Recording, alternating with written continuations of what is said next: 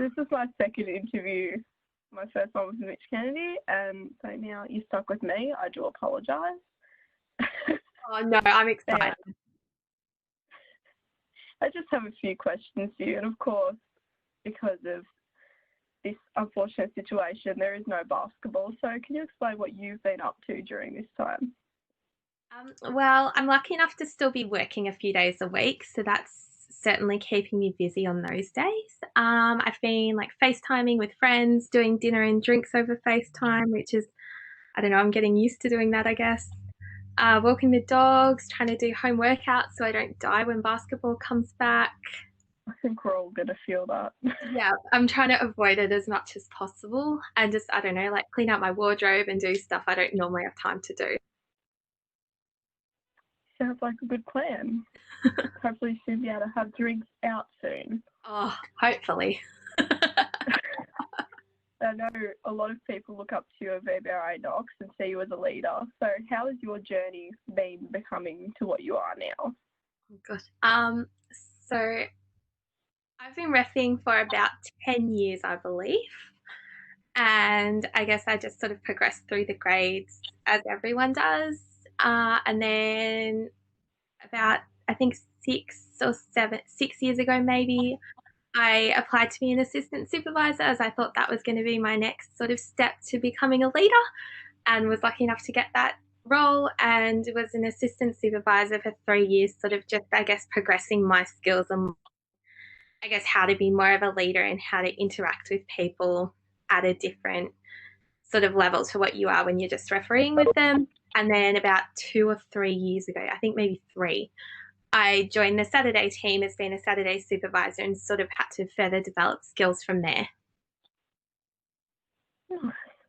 So you've obviously been refereeing for a long time in comparison to a lot of our members. So how was your first year on junior panel? I loved it. I had a lot of fun. I enjoyed the games challenged me in a different way to what your domestic games might. It was really great to get to ref with different people. I guess, I don't know, some were good, some were not so good, but I'm sure everyone feels that way. And it was just good to get exposed to something a little bit different to what you normally get on domestic. Yeah, Lots of fun. sounds really good. So you said you're Saturday supervisor at the moment. Can you tell us what your biggest challenge is as a supervisor on a Saturday?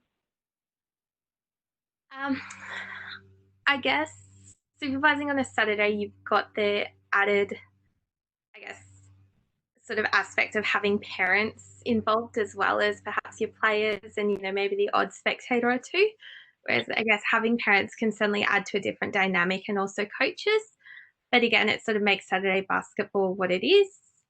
And I guess my biggest challenge as a supervisor was to learn, I think, how to interact with people as a supervisor and learn sometimes you might have to have a difficult conversation with someone, and then how to become comfortable or more comfortable with doing that.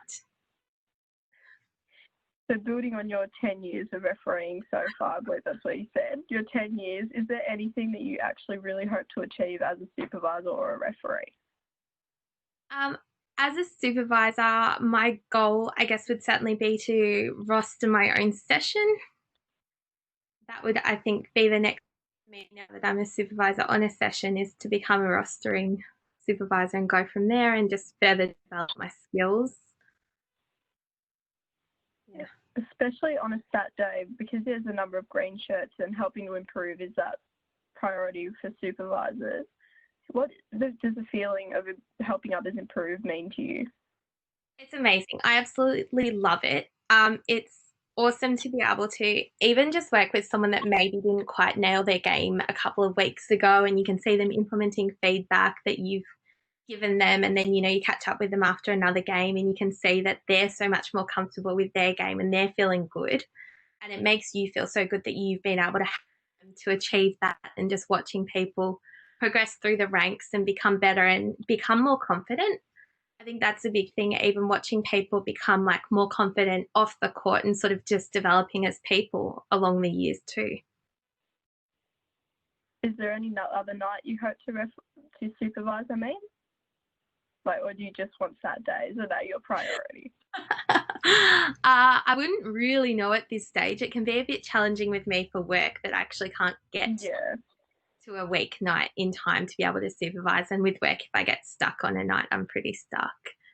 So I guess Saturday, we'll stick with Saturdays for now and see what happens in a year's time. please. So do you have any messages for the rest of VBRA Knox in this time? I guess it's one of those weird situations going on in the world at the moment. Like we're all in this together, so make sure you sort of stay connected to people and reach out. Like there's all these, I guess, initiatives that VBRA Knox have been doing to try and keep people connected, which is amazing.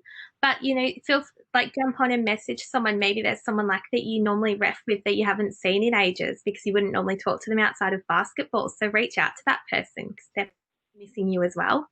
And just stay connected and we'll see you all soon, hopefully. Hopefully. Well, that's all the questions I have for you now. Thank you for joining me, Mel. Thank you for fighting through those technical difficulties. Thank you very much. And I'm sorry I was late and had a few issues. That's okay. I enjoyed my time just being me.